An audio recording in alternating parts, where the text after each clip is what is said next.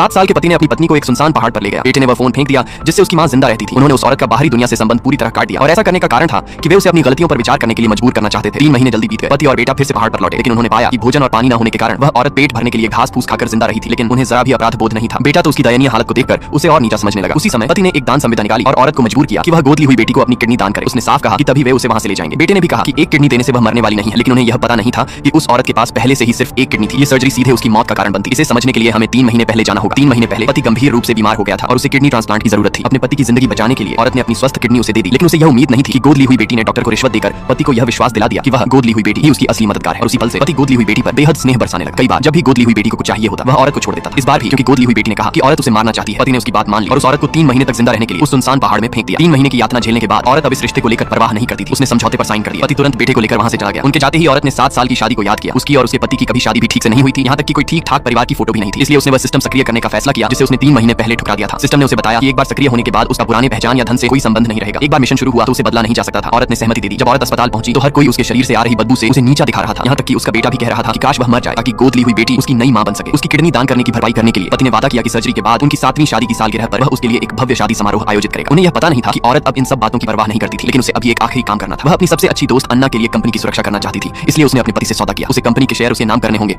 तभी वह ट्रांसप्लांट के लिए राजी होगी। गोद ली हुई बेटी की हालत को लेकर चिंतित पति ने तुरंत औरत से शेयर ट्रांसफर के समझौते पर हस्ताक्षर करवा लिए।